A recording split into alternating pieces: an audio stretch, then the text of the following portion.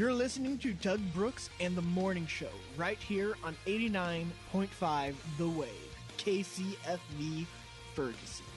89.5 The Wave, KCFV Ferguson. You're listening to Doug Brooks and the Morning Show.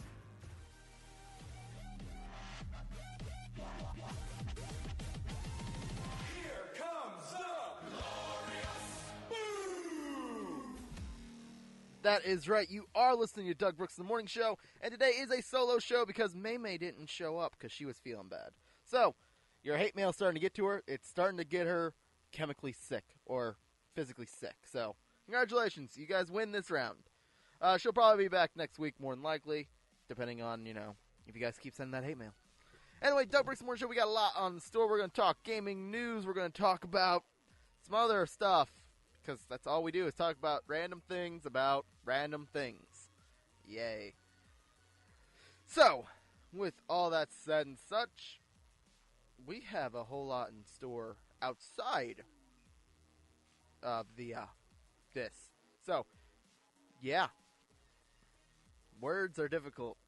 It's hard to do a solo show anymore. When you get that reliant on somebody sitting next to you to talk to, it gets harder and harder every time when they don't show up. But hey, I always pull through, don't I? I never say die, do I? Never. Except for when I'm dying in a video game. That's the only time I say I'm dying. I am physically dying right now. Please leave me alone. Anyway, we have great music for you. A lot of awesome songs. Left and right, up, down. All them good songs. Starting off with a good song to wake up to. It's by Shinedown. It is Asking For It right here on 89.5 The Wave. Doug Brooks in the Morning Show here for you and all your random music and thoughts needs.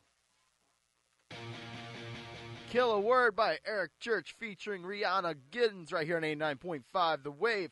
We got too many segments, and Maybe's not here to sing the song. All aboard the hype train! Hype, hype, choo-choo. It is what we do, ladies and gentlemen. And speaking of things that we do Game Corner, and as always, it seems to be a really big trend of recent weeks where we talk trash on the Nintendo Switch, because that's like the big thing that you do anymore. You talk garbage on a garbage system that is going to be straight garbage and a waste of $300 for the people who bought it. Sorry to say that. Anyway, but we'll save all that great news for, that and much other news. We got other news to talk about, too. All that news and much more. Right after this song in Game Corner, here is Ninja Sex Party with Best Friends Forever, right here on 89.5 The Wave. Ninja Brian, what are you doing? What is that? Is that a knife? Oh, it's a knife. I can tell by the way it's stabbing me. Good talk, buddy.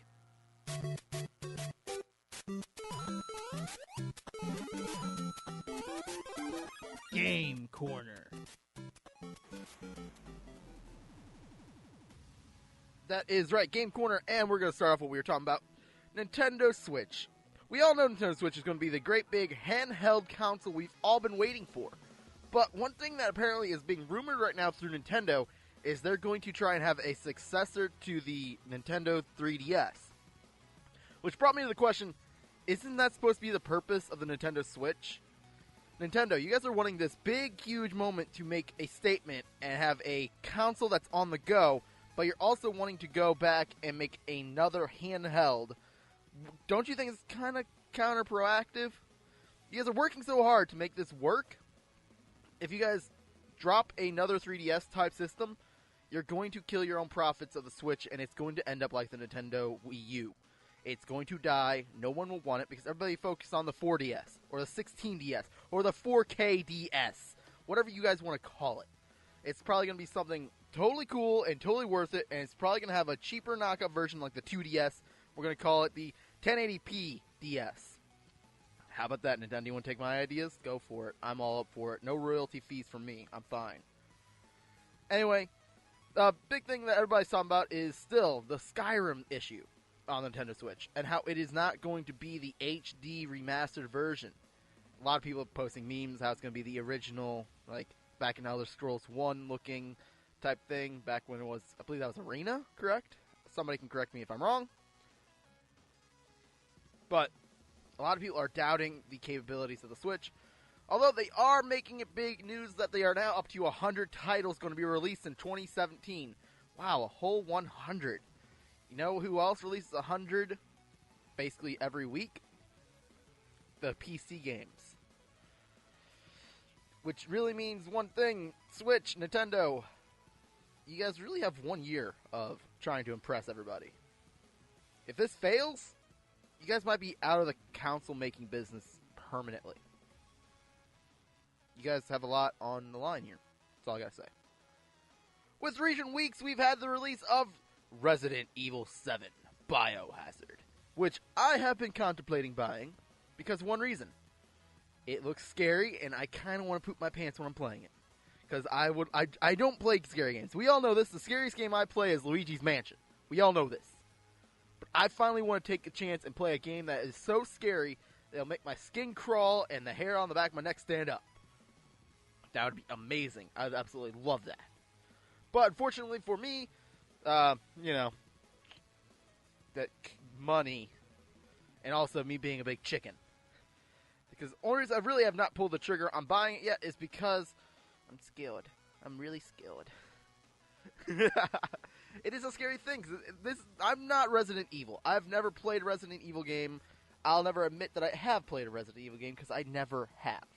That game is scary. Zombies are scary. If they're not scary, they're not zombies. That's why World War Z should not be considered a zombie movie. It was not that scary. It was more weird, if anything.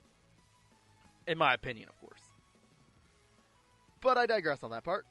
With that, everybody expects Capcom's stocks to be shooting up and such. When actually, Capcom has been losing money because of this. It's not because of this, but because of recent titles and recent reports, and stockholders aren't happy, yada yada yada. Basically, Capcom is in the same boat as majority of other games. Sell this game, or finances might be a little more difficult to afford and such, which is not good. Apparently, there is going to be a second and final Dark Souls 3 DLC released here soon, within spring of 2017. If you ask me, I haven't even played the one that they released in the beginning of winter. I still have to buy and play and lose and die at that. But, with that said, I also cannot wait for that to come out, because that means that we now get to anticipate what From Software is going to make next. Everybody's contemplating on what From Software is going to do, because Dark Souls will be done after Dark Souls 3.